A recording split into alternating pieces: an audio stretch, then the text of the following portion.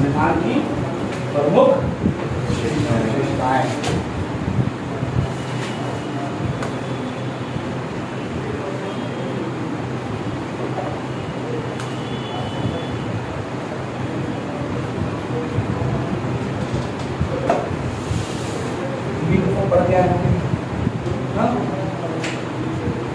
Golden triangle किसको कहते हैं? इन तीन आर्टिकल्स को गोल्डन ट्रायंगल को कहते हैं।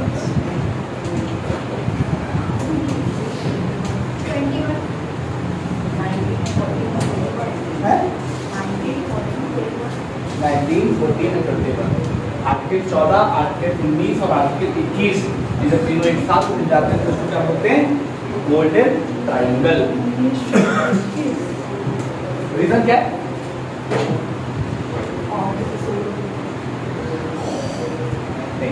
रीजन है कि जब हमने पहली बार भारत में ड्यू प्रोसेस ऑफ लॉ को फॉलो किया तब हमने इन तीन आर्टिकल्स का सहारा लिया। अब ये ड्यू प्रोसेस ऑफ क्या है? ये वर्ड रिलेट करता है प्रोसीजर एस्टैब्लिश्ड बाय लॉ से। और प्रोसीजर एस्टैब्लिश्ड बाय लॉ किस चीज से रिलेट करता? हमारे संविधान की एक विशेषता से, जिसके बारे में बात करेंगे। मैंने क्वेश्चन में खाली क्या पूछा है कि गोल्डन ट्रायंगल क्या है, लेकिन मतलब यहाँ तक आप नहीं पहुंचे, इसलिए तो पहुंचवाना है ना। बहुत सारी बातें करेंगे, ध्यान देना। किताब पढ़ के आए होंगे ना तो मजा आएगा। मेरे तो ये बोले करने के लो यही होगा और ये नहीं करना। ओके, तो ये जो मैं बात बोल रहा हूँ गोल्डन ट्रायंगल, ये संविधान की एक विशेषता की वजह से हम लोग डिस्कशन करेंगे। तो वो संविधान की विशेषता हो कौन सी?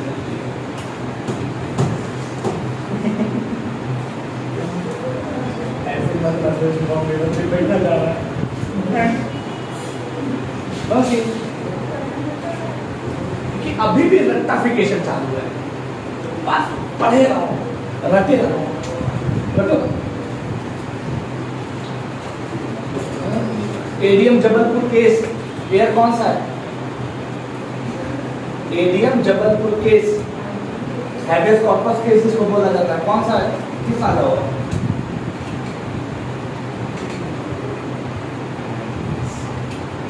N Gopala Swami case.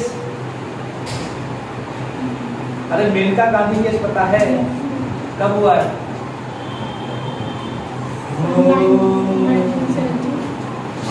Don't take quality as an easy. हाँ? हलवा भी नहीं देना। I know it is a हलवा। कभी-कभी ये गाजर का हलवा होता है, थोड़ा बनाने में समय लगता है। पढ़ेंगे सब कुछ पढ़ेंगे। पॉइंट इज दैट कि ये सारी चीजें आपके इसी सैलिएंट फीचर से मैं उठा के आपके सामने रखूंगा जो कि आप नहीं पढ़ पा रहे। तो किताब सबके पास है, आपको पढ़ लो। और आपको पता भी नहीं है कि इन चीजों के एक्सप्लेनेशन के लिए हम लोगों को क्या क्या करना पड़ता है, उसको हल्के में ही लेना है। और अगेन एक बार मैं पर्सनली बोलना चाहता हूँ कि don't bother to complete the chapter और कंप्लीट द टॉपिक। इसमें मत भागो कि हमें चैप्टर कंप्लीट, और ये किसी ने बोला मेरे था कि सही पढ़ लिए, समझ लिए, सही समझ लिए, ये अच्छा होगा, ताकि पढ़ लिए। पढ़ना और समझने में बहुत डिफरेंस होता है। पढ़ने वाले कई जो पढ़ते ही रहते हैं, खूब पढ़ रहे हैं, तो वो नहीं पढ़ना है, पढ़ेंगे तभी तो समझ में आएगा। लेकिन हमारा आर्गुमेंट होगा कि हम सब समझ चुके हैं। ओके, तो आज का चैप्टर जो है, ये जो मैंने अभी थोड़ा सा डराया है आप लोगों को, उस डर को खत्म हम कब हो जाएगा वो डर खत्म, जब हम इसके बारे में सारी चीजें कंप्लीट करें, है ना। बहुत सारी भारतीय संविधान की विशेषता क्या? भारतीय संविधान खुद अपने आप एक विशेषता है। कल मैंने बताया था कि कितना लोगों ने कितना काम किया, चाहे वो BN राव साहब हो, चाहे वो BR अम्बेडकर साहब हो, चाहे वो MN रॉय साहब हो, चाहे वो पंडित जवाहरलाल नेहरू हो, चाहे वो सरदार पटेल हो, चाहे वो 15 वुमेन्स हो, एक क्वेश्चन कितना अच्छा राकेश ने पूछा हमसे, सर बताइए कॉन्स्टिट्यूएंट असेंबली में कोई महिलाएं भी थी? तो मैंने ये क्वेश्चन को मुझे यूट्यूब पे कमेंट कर देना, क्योंकि ये क्वेश्चन कोई नहीं पूछा, तो मैंने इस क्वेश्चन को पिन भी किया। क्यों? बिकॉज ये रियल में था, ये परसेप्शन था उनका। तो आपको बता दो कितनी महिलाएं थी राकेश? 15 महिलाएं थी। और उन 15 महिलाओं में एक महिला बहुत ज्यादा इंपॉर्टेंट है जो आपके यूपी से रिलेटेड है।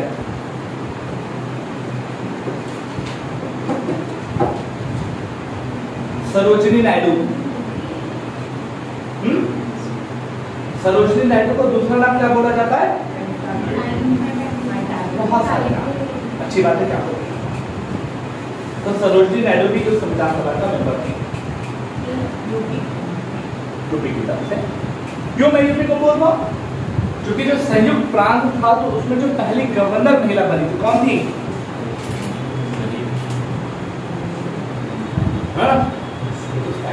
सीखेंगे है ना? ये सब बातें रखते हुए स्टार्ट करते हैं। पहला संविधान का हमारा फीचर, देखिए बहुत सारी बातें हैं, बातों को बातें रहेंगे, लेकिन डायरेक्ट स्टार्ट करते हैं। संविधान का पहला फीचर जैसे क्या है, सबसे पहला है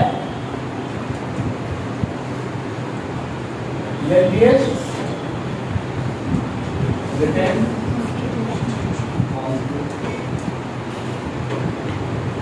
सबसे लंबा लिखित संविधान है हमारा, है? इसकी ब्रॉडनेस क्या है, बहुत ध्यान से देखना। ब्रॉडनेस क्या है कि ये जब बना तो उस समय भारत में कितने पार्ट थे? पार्ट 22 थे, जो अब कितने हो गए? 25। कैसे? देखो ध्यान से देखो, जो पार्ट 7 था उसको कर दिया गया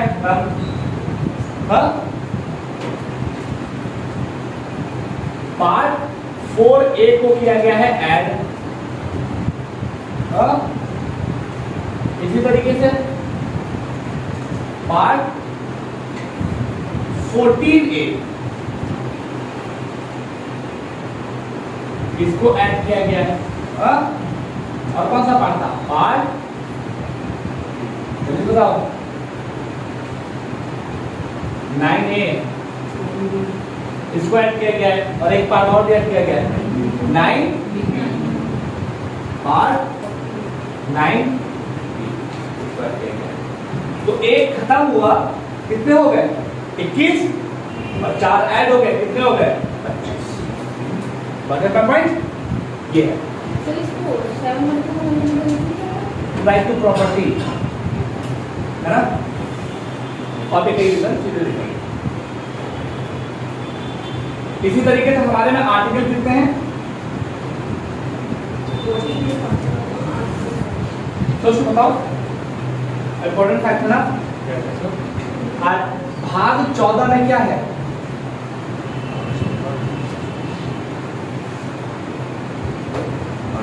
सोचो, और किस संविधान संशोधन से, क्योंकि ये सब आपको बताना है मुझे, और सब कमेंट सेक्शन में लिखोगे। क्वेश्चन क्या है कि ये जितने भी पार्ट खत्म हुए ये किस संविधान संशोधन के साथ ऐड हुए, किस संविधान संशोधन के साथ खत्म हुए, और वो याद करोगे उसके बाद कमेंट में जाके लिखना, और ये बताना है जरूरी, क्योंकि आप लोग सिर्फ पढ़ नहीं रहे हो, आप लोग नॉलेज को स्प्रेड भी कर रहे हो, ये जरूरी है। होमवर्क क्या है कि ये बताना है कि पार्ट 7 जो है वो खत्म हुआ किस संविधान संशोधन से, और ये जो पार्ट 4 अलग से ऐड किए गए हैं ये किन किन संविधान संशोधन के तहत ऐड किए गए, आपको एक्सप्लेन करना है। और पार्ट 4 है तो सबको पता है क्या है? Fundamental duties. पार्ट 14 है क्या है? मैं नहीं बताऊंगा, आपको जाके मेंशन करना है, ये तो पता ही हो। पार्ट 9 है, पार्ट 9 भी, एक पे क्या म्युनिसिपैलिटी और दूसरे में कोऑपरेटिव सोसाइटीज, और पार्ट 14 में क्या है? बड़ा इंटरेस्टिंग है। तो हमने बताया बुक पढ़ी है, क्वालिटी पढ़ी है, लेकिन थोड़ा सा तो ओवर ऑब्जर्वेशन ध्यान रखें। 395 आर्टिकल थे।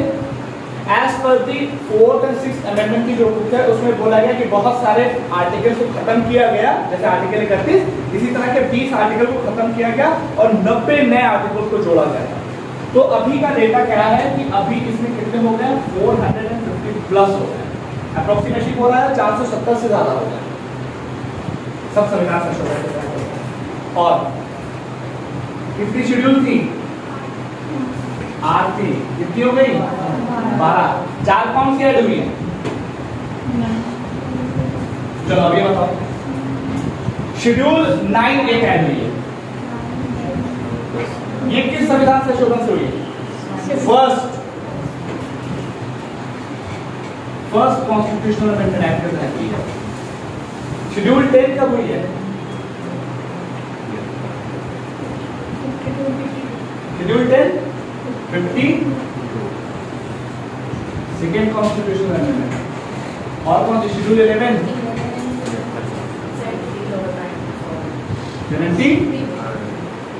73rd और शेड्यूल 12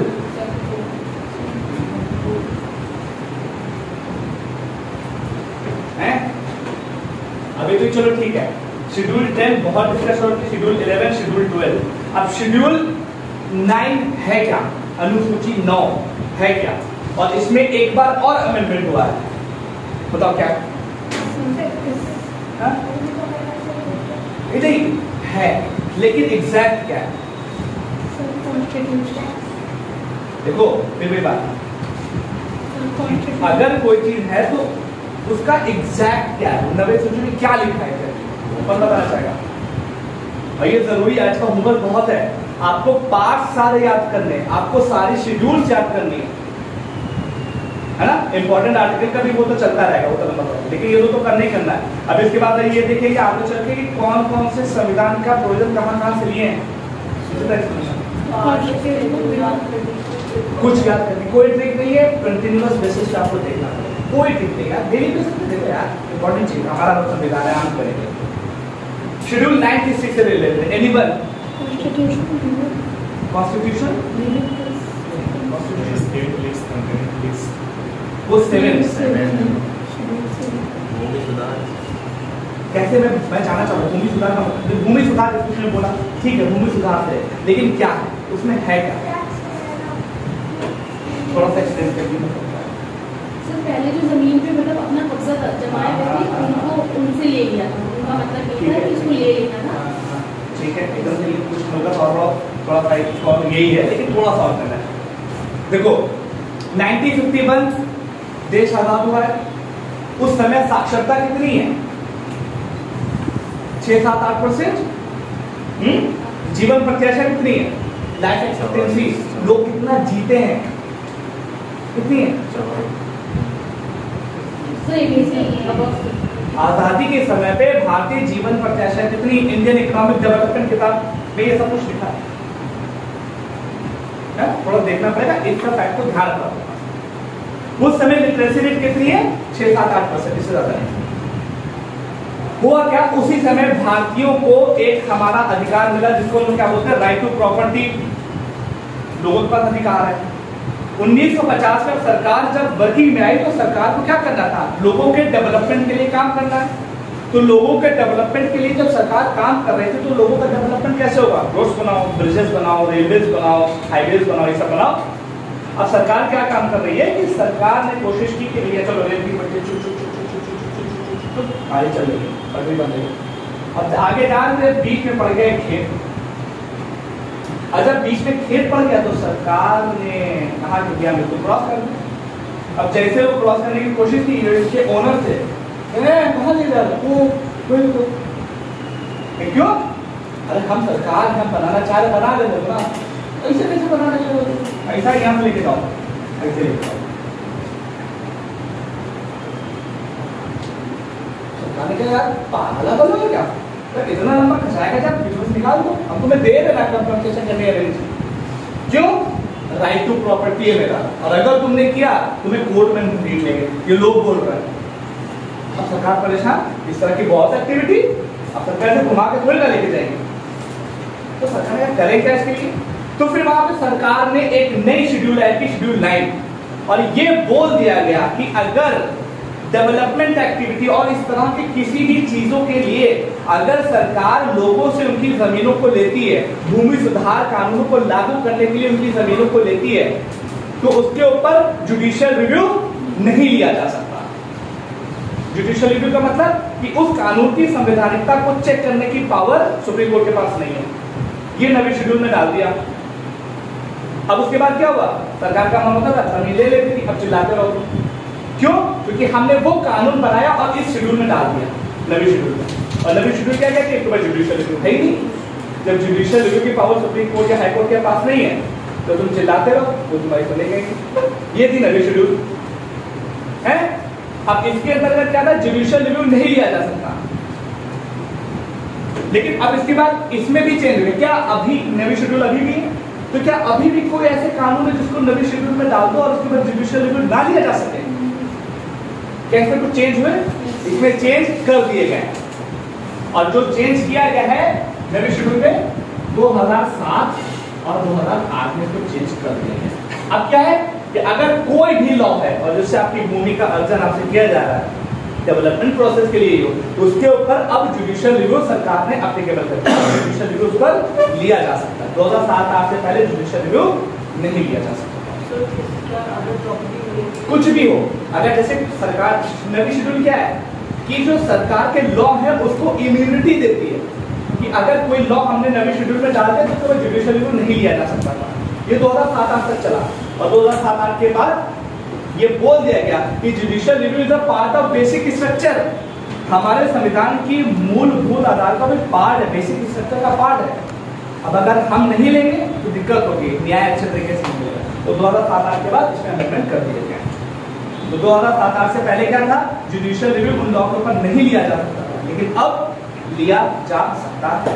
ये नहीं ओके। तो इतना ब्रॉडर डिस्क्रिप्टिव होते हुए ये क्या हो गया, लेंथियस हो गया। देख रहे हो, लेंथियस हो गया। रिटन का मतलब क्या होता, लिखा हुआ। तो कहां का नहीं लिखा हुआ है, इसका मतलब क्या है, मैटर ये बस सिंपल सा है। जब कभी भी किसी भी देश में कानून बनाया जाए और उसको कंपाइल करके किसी एक बुक में रख दिया जाए तो उसको बोलते हैं रिटन कॉन्स्टिट्यूशन या लिखित संविधान। और अगर रूल बने लेकिन उसको कंपाइल करके किसी एक बुक में नहीं रखा गया तो उसको क्या बोलते थे, अनरिटन या अलिखित संविधान। सिंपल सा। और जो लिखित संविधान होता है उसमें अमेंडमेंट करना इतना इजी नहीं होता, जैसा कि भारतीय संविधान इतना इजी नहीं है, फ्लेक्सिबल रिजिड है, इतना इजी नहीं है। लेकिन ब्रिटेन वाले में क्या है, पार्लियामेंट का जो मन आए ब्रिटेन के पार्लियामेंट का वो उसमें अमेंडमेंट कर सकते हैं। तो लिखित होने का मतलब क्या है कि उसको कंपाइल करके एक जगह पे रख दिया गया है और इसमें संविधान संशोधन करना इतना इजी नहीं है। दूसरी तरफ अलिखित में क्या होता है कि सारे जो रूल्स एंड रेगुलेशन है जिससे कोई देश चलता है उसको कंपाइल करके एक बुक में नहीं रखा गया है और उसके अंतर्गत अमेंडमेंट करना बहुत ईजी है। ब्रिटेन की पार्लियामेंट के बारे में ये बोला जाता है, जैसे मैं बता भी चुका हूं पिछले लेक्चर्स में, कि ब्रिटेन की पार्लियामेंट लड़के को लड़का और लड़की को लड़का नहीं बना सकती, बाकी सब कुछ कर सकती। ये उसके लिए फ्रेज दिया जाता है और इसी वजह से क्या बोलते हैं, वहां की पार्लियामेंट सोवरीन है। अभी हम बात करेंगे इसके बारे में। तो लेंथियस आप देख लो किस वजह से हो गया। ब्रिटेन क्या है ये मैंने आपको एक्सप्लेन कर दिया। अब इतना लेंथियस होने के पीछे वजह क्या थी, क्यों इतना बड़ा बनाया गया? एग्जैक्टली। तो वजह क्या थी वो मैं यहाँ पे वजह लिखे थे ना, उसको आप 4 मेन इंपॉर्टेंट वजह है। पहली क्या वजह थी कि जो भारत का जो ज्योग्राफिकल रेंज है वो बहुत है, north south east west. Bharat के नॉर्थ से साउथ रेंज कितनी है? हाँ मैं कश्मीर से कन्याकुमारी तक की रेंज पूछ रहा है, फिर गुजरात से लेकर हिमाचल प्रदेश तक की रेंज कितनी है? 2933। मतलब कि चाहे नॉर्थ से साउथ अगर देखोगे और वेस्ट से ईस्ट देखोगे तो अप्रोक्सीमेटली 3000 आता है। इतना बड़ा 3000 लंबा, 3000 किलोमीटर लंबा और 3000 किलोमीटर हिसाब से वेस्ट और ईस्ट चौड़ा। इसके लिए पूरे के लिए अगर संविधान बनाना है तो इतना बड़ा संविधान करना जरूरी है। तो ज्योग्राफिकल वजह थी, ज्योग्राफिकल एक्सटेंशन इसके पीछे हो जाती है। दूसरा रीजन दिल्ली बनाओ जो क्या पढ़ के आया हो, ठीक है। दूसरा रीजन क्या था कि हमने जो बोरोड फ्रॉम डिफरेंट सोर्सेस, हमने डिफरेंट सोर्सेस से बोरो किया था। हाँ? और इसमें जो एग्जाम्पल क्या है कि गवर्नमेंट ऑफ इंडिया एक्ट जो है 1935 वो प्रीडोमिनेटली लगभग 50 से 60% हमारे पे डोमिनेट करता है। चौथा पॉइंट क्यों इतना बड़ा है? वकीलों से भरा हुआ था। तो हमारी संविधान सभा थी वो वकीलों से भरी थी, फुल ऑफ लॉयर। मतलब जितने लोग थे संविधान सभा में वो सब वकील थे, मोस्टली सब वकील थे, पढ़े लिखे। अब क्या होता था, वकीलों की क्या खास बात होती है कि एक बात को कहने के लिए पहले यहाँ से घुमाएंगे, फिर वो यहाँ से घुमाएंगे, फिर वहां से घुमाएंगे, फिर वहां से घुमाएंगे, ताकि कंक्लूजन कोई भी पॉइंट छूटे ना।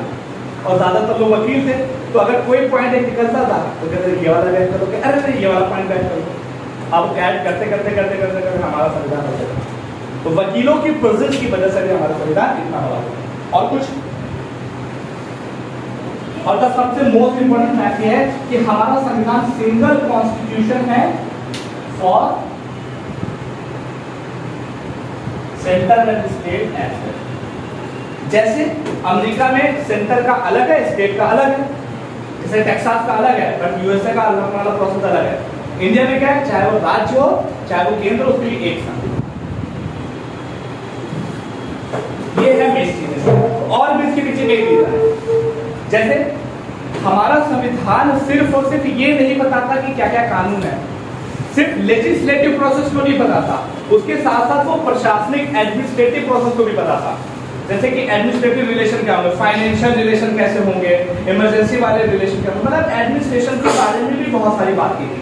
सिर्फ पॉलिटिकल पॉइंट ऑफ व्यू से बात की थी, बल्कि एडमिनिस्ट्रेटिव पॉइंट ऑफ व्यू से भी बहुत बात की, सब एक्सप्लेन किया गया।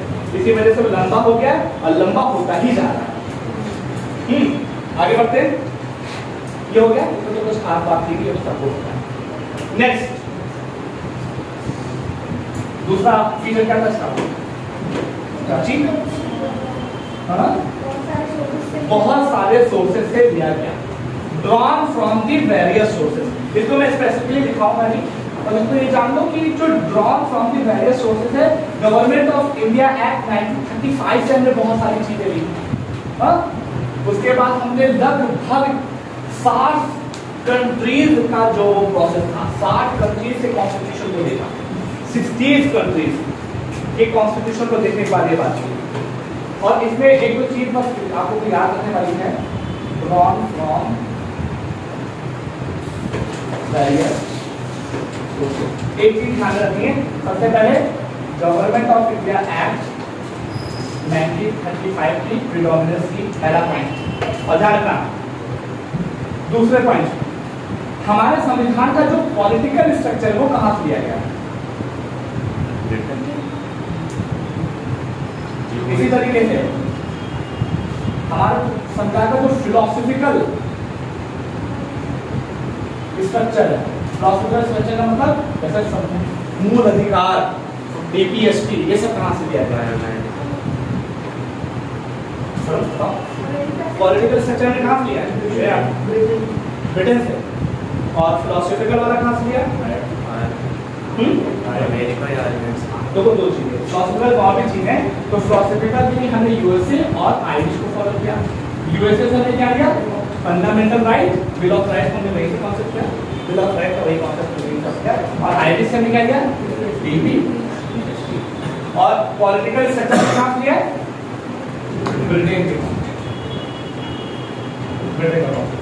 अब अच्छा ये बताओ, ब्रिटेन का कॉन्स्टिट्यूशन और गवर्नमेंट ऑफ इंडिया एक्ट 1935 में क्या फर्क है? दोनों ब्रिटेन ने बनाए। एक जो ब्रिटिश संविधान है और ब्रिटिशर्स ने 1935 में जो हमारे गवर्नमेंट ऑफ इंडिया एक्ट 1935 बनाया, उसमें डिफरेंस क्या है? हाँ मतलब सोच बताओ क्या क्या डिफरेंस है?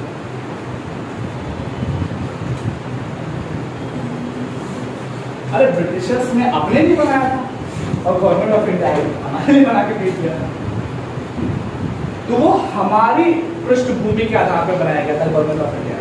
और उसी पृष्ठभूमि को यूज करते हुए तो जो गवर्नमेंट ऑफ इंडिया एक्ट ना, इसी के आधार पर जो हमारा संविधान है उसका स्ट्रक्चर क्रिएट है। जो स्ट्रक्चर है हमारा वो गवर्नमेंट ऑफ इंडिया एक्ट 1935 के आधार पर बनाया। फिर उसमें कुछ अच्छी अच्छी बातें, फिलोसॉफिकल बातें हम लोग इन जगह से यूज करती हैं, पॉलिटिकल स्ट्रक्चर हमने ब्रिटेन में यूज किया। अब यहाँ पर पॉलिटिकल स्ट्रक्चर में कौन सी चीज आएगी? हाँ, मतलब कि हमारी फॉर्म ऑफ गवर्नेंस किस तरह की, पार्लियामेंट्री फॉर्म ऑफ गवर्नमेंट है, संसदीय प्रणाली तो हमारी यही है। इसमें इससे ज़्यादा जाने की जरूरत नहीं। और भी बहुत सारे सोर्सेज है जहाँ से हमने लिया है। अब इसी पे एक होमवर्क आप लोग लिख लो, ये आप लोग का एक होमवर्क है। होमवर्क क्या है कि आपको आज ही ये याद करना है कि हर इंडियन कॉन्स्टिट्यूशन जो है, इंडियन कॉन्स्टिट्यूशन के डिफरेंट सोर्सेस क्या क्या है और कहां कहां से, कहां से। अब जैसे रूल ऑफ लॉ ये कहां से लिया गया, इमरजेंसी प्रोविजन कहां से लिया गया, ये सारी चीजें आप लोग को याद रखनी है।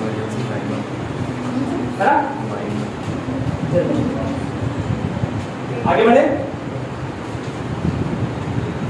ये होगा कि ये याद करना आप लोग को। चलो चलिए देखते हैं।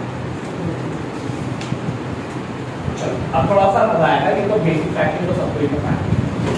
नेक्स्ट हमारे संविधान का जो फीचर है कि वो blending of rigidity and the flexibility, मतलब कि हमारा जो संविधान है वो कठोर भी है और नम्य भी है। ठीक है, तीसरी सबसे खास क्या है, ब्लेंडिंग ऑफ, मतलब मिला हुआ है blending of rigidity and flexibility, मतलब हमारा संविधान कठोर भी है और नम्य भी है। चलो इसके बारे में ये भी बहुत बेसिक फैक्ट है, बहुत इजी सा फैक्ट है। कठोर होने का मतलब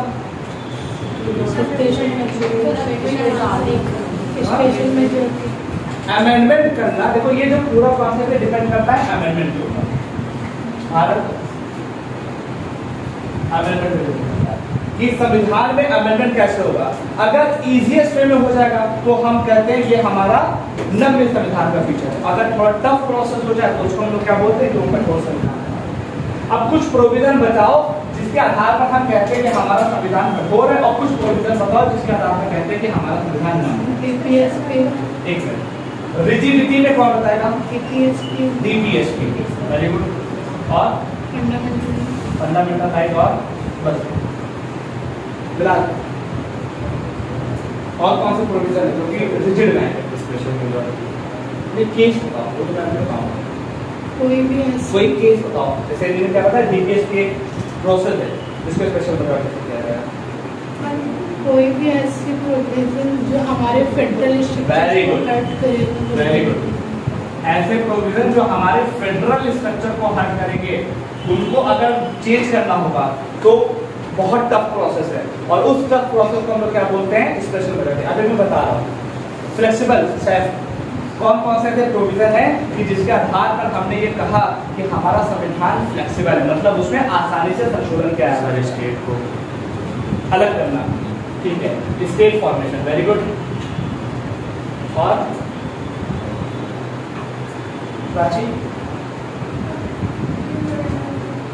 बिल कैसा बिल, मनी बिल का प्रोसेस है, लेकिन वो अलग चीज है। बिल में है, अब ऐसे बोलो साधारण बिल, महाभियोग अलग प्रोसेस था, वो जब प्रोसेस बना था स्पेशल मेजॉरिटी 243 अलग से प्रोसेस हुआ। और पता है सिंपल बिल श्रेया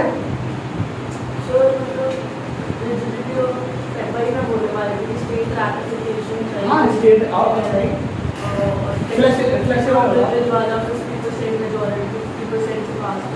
पूछा वो कौन से ऐसे मुद्दे हैं कि जिनको फ्लेक्सिबल बोला है, बाउंड्री चेंज करना या लैंग्वेज चेंज करना हालात है।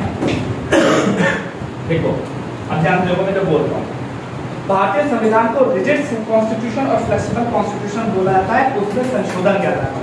अगर उसमें बहुत इजीएस्ट वे में संशोधन हो जाए, जो कि हो जाता है, उसके आधार पर हम उसको फ्लेक्सिबल बोलते हैं। और जब कभी संविधान में संशोधन करने की प्रक्रिया टफ हो जाती है, उस आधार पर हम अपने संविधान को क्या बोलते हैं कि वो रिजिड है। अब संविधान के आसानी से अमेंड हो जाने को क्या कहते हैं, जब कोई भी प्रोविजन संविधान का सिंपल मेजॉरिटी के साथ पास हो। सिंपल मेजॉरिटी का मतलब क्या है, ये मैं बाद में एक्सप्लेन करूंगा। जितने लोग आए उनका 50% प्लस, जितने लोग प्रेजेंट एंड वोटिंग का 50%, अभी जैसे आप लोग हो, जैसे मैं कहूँ कल क्लास होगी कि नहीं होगी, तो आप लोगों में से 50% से ज्यादा एक लोग हो, जैसे सपोज मान लो 20 लोग बैठे हो, तो इसमें से अगर 11 लोग बोल दें कि हाँ ठीक है सर तो क्लास ऑफ होगी, तो आधा कितना हुआ 10, उसमें एक ऐड कर दो, जितने लोग बैठे हैं उसमें से ये होता है सिंपल सा इजीएस्ट प्रोसेस। और टफ प्रोसेस क्या होता है, उसको बोलते हैं स्पेशल मेजॉरिटी। और स्पेशल मेजॉरिटी के लिए आर्टिकल कौन सा है? 368 में स्पेशल मेजॉरिटी है, दो तरह है, स्पेशल मेजॉरिटी 1 और स्पेशल मेजॉरिटी 2। स्पेशल मेजॉरिटी 2 में एक 50% स्टेट की रेटिफिकेशन भी है,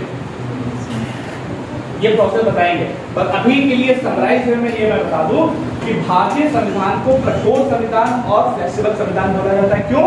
बिकॉज उसमें संविधान में संशोधन कभी कभी बहुत आसानी से हो जाता है, कभी कभी बहुत टफ तरीके लगते हैं। जब आसानी से संविधान में संशोधन हो जाता है तो उस तरह की मेजॉरिटी को हम लोग सिंपल मेजॉरिटी या सामान्य बहुमत बोलते हैं, और जब उसमें बहुत टफ तरीके से अमेंडमेंट होता तो उसको हम लोग स्पेशल या विशेष बहुमत बोलते हैं। और विशेष बहुमत दो तरीके का होता है, पहला वाला नॉर्मल विशेष बहुमत और दूसरा वाला विशेष बहुमत से पास कराओ और उसको देश के जितने भी स्टेट है वहां पर वो बिल भेजो और उन भेजे हुए स्टेट से 50% स्टेट उसको रेटिफाई भी कर दो।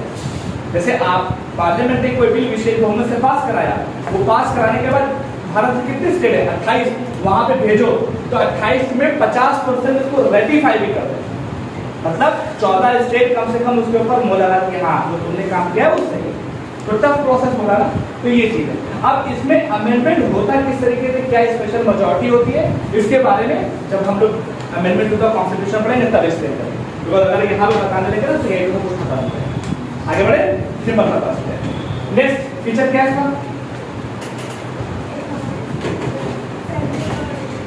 अब तो बता, अब थोड़े से कॉन्सेप्ट स्टार्ट में है। अरे दबा दिया ना, क्षमा का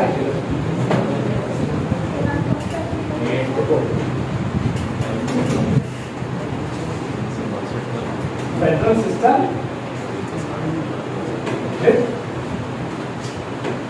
यूनिटरी फाइल।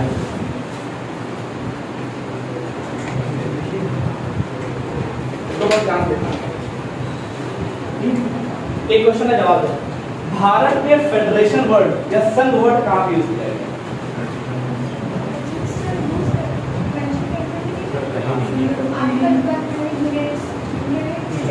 भारत में फेडरेशन वर्ड कहाँ पे यूज किया गया?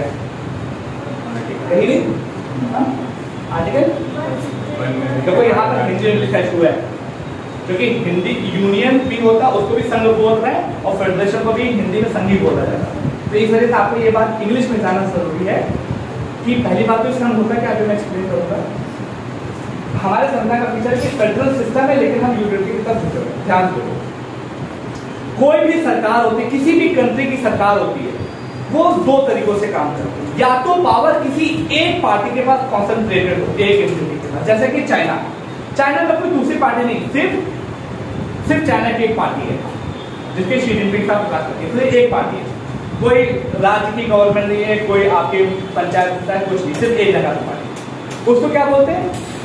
यूनिटरी। उस तरह की सिस्टम ऑफ गवर्नमेंट को क्या बोला जाता है? यूनिटरी। और जब पावर किसी एक जगह पे ना हो और उसको दो हिस्सों में डिवाइड कर दिया, जैसे सेंटर, और सेंटर के बाद पावर स्टेट में डिवाइड कर दिया, उस तरह की सिस्टम ऑफ गवर्नमेंट को हम लोग फेडरल स्टेट बोलते हैं। फेडरल स्टेट हमारे संविधान में हमने दोनों तरह के फीचर को रखा है, फेडरल फीचर भी है और यूनिटरी फीचर भी है। लेकिन जब लोगों ने हमारे संविधान को ऑब्जर्व किया और ऑब्जर्व करने के बाद ये पाया कि हमारे संविधान में जो यूनिटरी फीचर है, जो एकात्मक प्रणाली वाले हैं, वो कुछ ज्यादा है। जैसे मान लो कि हमारे संविधान में 100 प्रोविजन है, तो उसमें से 60 जो है वो यूनिटरी वाले हैं, एकात्मक प्रणाली वाले, और 40 कौन से हैं? फेडरल वाले। ये बात है, इसके आधार पर ये चीज बोली गई। अब नेक्स्ट पॉइंट आता है कि जो फेडरल है, अब अगर कोई फीचर हमारा लिखा हो तो हम पहचानेंगे कैसे कि ये फेडरल फीचर है या यूनिटरी फीचर है? देखो बहुत सिंपल सा कॉन्सेप्ट है। अगर किसी भी चीज के आगे दो लिख दिया गया हो, क्या लिखा हो? दो, जैसे द्विसदन, बाई कैमरलिज्म, दो सदन लिखा, तो क्या है फीचर हो गया? फेडरल। किसी भी चीज के आगे अगर दो लिखा हुआ हो तो उसको क्या बोलते हैं? फेडरल। जैसे द्विसदन, लोकसभा राज्यसभा क्या है? दो सदन है ना, तो अगर पूछे कि जो पार्लियामेंट है वो हमारे किस चीज का फीचर है, फेडरल का या यूनिटरी का, तो क्या हो जाएगा फेडरल का। क्यों? क्योंकि वहां पे दो सदन है। इसी तरीके से डुअल मेंबरशिप या डुअल सिटीजनशिप, वो किसका फीचर है? वो भी फेडरल होगा। तो जहां जहां पर दो लिखा हो वो आपका क्या हो जाता है? फेडरल का फीचर। और जहां जहां पर एक लिखा हो, जैसे एकल नागरिकता या सिंगल सिटीजनशिप, ये किसका हो जाएगा? यूनिटरी का फीचर हो जाएगा।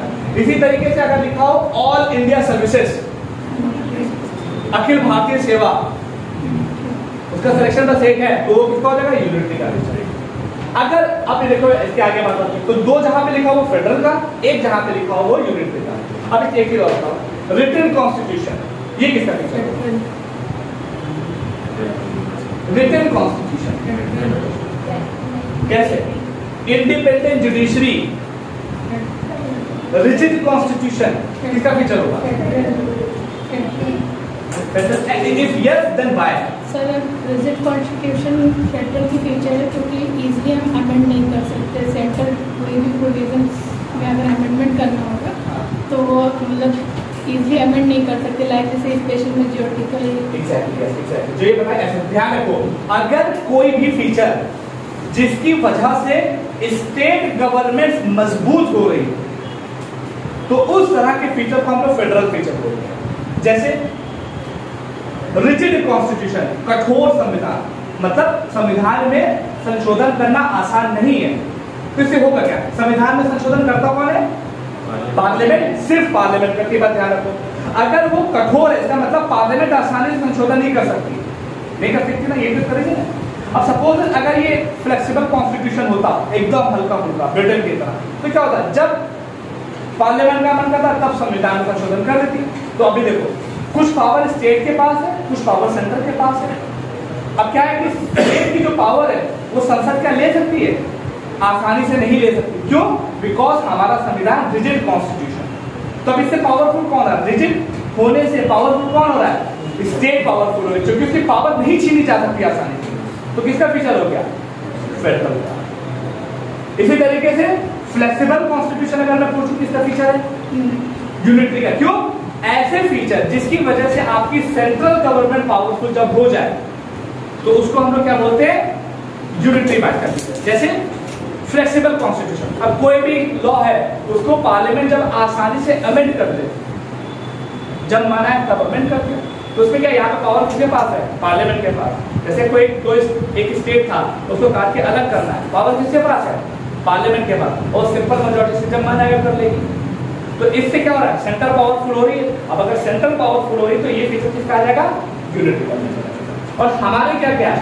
हमारे क्या दोनों चीजें, लेकिन हमारा झुकाव यूनिटरी का तब ज्यादा है। तो अब ये बात ध्यान रखना, अगर कोई भी आपसे पूछे, जैसे मैं पूछूं कि राज्यों में गवर्नर को जो अपॉइंट किया जाता है वो कैसा फीचर है? राज्यों में गवर्नर को अपॉइंट करने का फीचर यूनिटरी। क्यों? यहाँ पे सेंट्रल गवर्नमेंट ज्यादा पावरफुल है, वो मन होता है जिसको मन होता है बेचती है। सिंपल। अब इसी तरीके से बाइफरकेट करते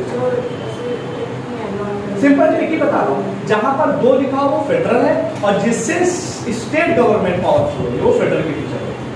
अब आपको ये दिखाना, ये तो सोचना ही पड़ेगा कि कहाँ तक करेंगे, यूपीएससी हल्का कर देंगे तो इशू हो जाएगा। ऐसे फीचर जहां पर दो लिखा हो और स्टेट गवर्नमेंट पावरफुल होती है। अब आप कहीं से भी ट्राई कर सकते हो, लिस्ट लिख लो, लिस्ट लिख लो, चलो लिख लो। तो आप पहले लिख लो फेडरल फीचर, लिख लो फेडरल फीचर, लिख लो फेडरल सिस्टम वाले लिखना और यूनिटरी वाले लिखना। फेडरल वाले लिख लो सबसे पहले। Number 1, two government. Two government का मतलब सेंटर पर भी गवर्नमेंट है, स्टेट पर भी गवर्नमेंट है, दो गवर्नमेंट हो गई। Number 2, division of power. Division of power, देखो डिवीजन ऑफ पावर क्या है? शक्तियों का वर्गीकरण। शक्तियों का वर्गीकरण। इसमें क्या होता है? देखो, कानून बनाने की पावर है किस शेड्यूल में? 7वीं, है ना? तो उसमें क्या है? कुछ पावर सेंट्रल गवर्नमेंट के पास, कुछ स्टेट गवर्नमेंट के पास और कुछ दोनों के पास। तो क्या हुआ, शक्तियों का वर्गीकरण किया। तो शक्तियों का वर्गीकरण एक से ज्यादा जगह पे ना, सेंटर स्टेट, तो किसमें आ गया, किसमें आ गया। तीसरा बाइकैमरलिज्म, मतलब द्विसदन, ठीक है। चौथा, अब बताओ, देखो मैंने क्या दिया, मैंने एग्जाम्पल दिया था, रिटन कॉन्स्टिट्यूशन, समझ आ रही है। रिटन कॉन्स्टिट्यूशन का मैंने क्या बताया था कि रिटन कॉन्स्टिट्यूशन में अमेंड करना थोड़ा टफ होता है। Got it point. पांचवा, सुपरमेसी ऑफ कॉन्स्टिट्यूशन, मतलब कि संविधान सर्वोपरि है। छठा, रिजिडिटी ऑफ कॉन्स्टिट्यूशन, मतलब कि कठोरता। इंडिपेंडेंट जुडिशरी, जिसको ना समझ में आएगा पूछ लेना, ये देखिए मुख्तलिफ होकर आ जाएगा, ये क्यों हो रहा है पूछ लेना, और मुख्तलिफ होकर बैठे रहो। मिलते का मतलब क्या है, पहला all India services, number 2 single citizen, number 3 flexible constitution, number 4 integrated judiciary. Again बोल रहा हूँ, पूछते रहना, मुख बदलों पे मत बैठना, ऐसे बैठे रह जाओ। हाँ, जैसे क्या होता है कि राज्यपाल किसी भी राज्य में कैसे नियुक्त होता है, जैसे यूपी है तो यूपी में क्या होगा कि जो सेंट्रल गवर्नमेंट होती है वो भेजती है जिसका भी मन आ जाए। जैसे आरिफ मोहम्मद खान है, आरिफ मोहम्मद खान पूछते हैं तो उनको सेंट्रल गवर्नमेंट ने कहाँ का गवर्नर बना के भेजा, केरला का। अब आरिफ मोहम्मद खान पहले शायद कांग्रेस पार्टी के थे, उनको अभी भेज कौन रही है, सेंट्रल गवर्नमेंट। सेंट्रल गवर्नमेंट है कौन, बीजेपी। सेंट्रल गवर्नमेंट के पास पावरफुल है, तो पावरफुल कौन हो रहा है, सेंट्रल गवर्नमेंट। तो कौन हो जाएगा, ठीक है। कौन सी, इंडिपेंडेंट जुडिशरी। इंटीग्रेटेड जुडिशरी का मतलब है एक लॉ है, जैसे सीआरपीसी एक है ना, कॉन्स्टिट्यूशन एक है ना, आईपीसी एक है ना, लेकिन उस पर फैसले सुप्रीम कोर्ट भी दे रही है, हाई कोर्ट भी दे रही है, डिस्ट्रिक्ट कोर्ट भी दे रही है, सेशन कोर्ट भी दे रही है। लॉ एक ही है ना, तो एक लॉ की होने की वजह से integrated judiciary is the feature of. Independent का मतलब कि executive separation of power, separation of power. Independent का मतलब क्या है, हम एग्जीक्यूटिव से अलग है, लेजिस्लेचर से अलग है, डिवीजन ऑफ पावर होगा तो किसमें हो जाएगा, तो इंडिपेंडेंट। इंडिपेंडेंट जुडिशरी का मतलब कि हम फ्रीली हैं, और इससे क्या होगा, स्टेट पावरफुल हो रहा है। जैसे सपोज है अगर ये सेंट्रल गवर्नमेंट के साथ थोड़ा सा मिक्स होती, इंडिपेंडेंट ना होती, तो अगर स्टेट गवर्नमेंट को कोई प्रॉब्लम है, सेंट्रल गवर्नमेंट को कोई प्रॉब्लम, तो कहाँ जाएंगे, सुप्रीम कोर्ट जाएंगे। अब सुप्रीम कोर्ट अगर सेंट्रल गवर्नमेंट के साथ मिली हुई होती, इंडिपेंडेंट ना होती, तो वो डिसीजन अच्छे तरीके से दे पाती। अभी जब इतने अच्छे डिसीजन दे रही, तब भी ब्लेम लगता है सुप्रीम कोर्ट के ऊपर कि सब तो वही सेंट्रल गवर्नमेंट वाले पोर्शन। तो कहीं ना कहीं क्या हो, इंडिपेंडेंट होने की वजह से स्टेट गवर्नमेंट पावरफुल हो रही है, और स्टेट गवर्नमेंट पावरफुल हो रही है, इस वजह से वो फेडरल सिस्टम का भी चल रहा है। आप समझ रही ये सब चीजें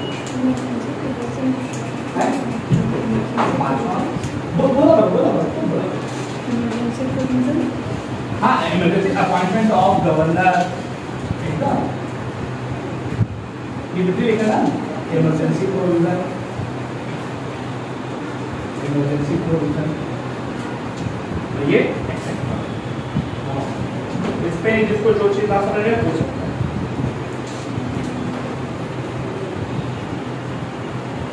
अब मैं यहाँ पर कुछ वर्ड लिख रहा हूँ, देखो ये मेंशन करना है आप लोगों को आंसर में किसी भी तरीके से। मैं यहाँ पर कुछ वर्ड लिख रहा हूँ और ये आपको बताना है ये वर्ड बोले किसने। जैसे नंबर 1 आपको बताना है किसने बोला है कि भारतीय जो संविधान है वो कोऑपरेटिव फेडरलिज्म पे काम करता है।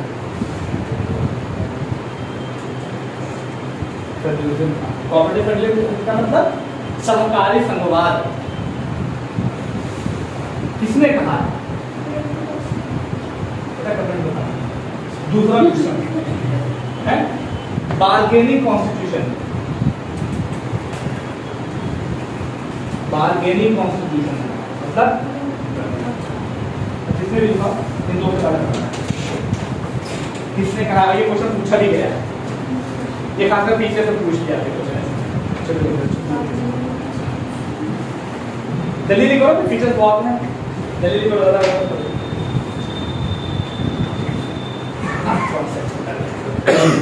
थोड़ा मजबूत बैठना ताकि कॉन्सेप्ट अच्छी तरीके से जल्दी लिखो, चूंकि नेक्स्ट पॉइंट डिस्कस करना है।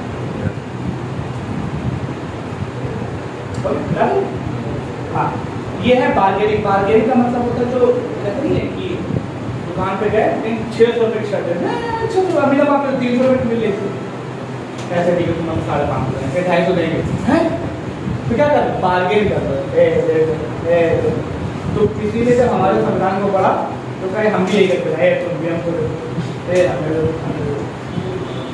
मोल उधारे मांगते बार्गेन करते हैं एकदम हुआ। किसी ने देखा है ना तभी बोला, या आपको याद करना पड़ेगा, आपको नेक्स्ट में लिखना पड़ेगा, उसको बोलते हैं बार्गेनिंग करो। लेकिन इस बात का जवाब किसने दिया? डॉक्टर भीमराव अम्बेडकर साहब। क्या दिया? एक वर्ड यूज किया, बहुत ही खूबसूरत वर्ड। क्या होता है, कभी आपने देखा होगा टॉम एंड जेरी देखा है? तो टॉम एंड जेरी में जब जो जेरी है छोटा सा है, वो क्या काम करता है, टॉम की कोई चीज चुरा के लाता है, कोई छुपा देता है, और टॉम को ये पता चल जाए कि ये चीज इसने इस वाले बॉक्स में है, तो क्या करता है वो टॉम जो जाता है उसे डिब्बे में और निकाला करता है। इस वर्ड को एक यूज किया जाता है जिसको उन्हें उसको बोलते हैं रैनसैकिंग। रैनसैकिंग। जब उनसे बोला गया तो आप तो भारत का कॉन्स्टिट्यूशन बना रहे हो, यहाँ से मांग रहा है, वहां से मांग रहा है, वहां से मांग रहा है, यहाँ से मांग रहा है, government of India 1995। No no no no no, I am ransacking to get the best feature from the different sources। मतलब हमने क्या किया है, जैसे कोई चीज आप ढूंढ रहे हो, जैसे बालू में किसी ने खजाना छुपा दिया, तो बालू हमारे काम के लिए, हमारे काम का क्या है, खजाना, उसको बोलते हैं रैनसैकिंग प्रोसेस।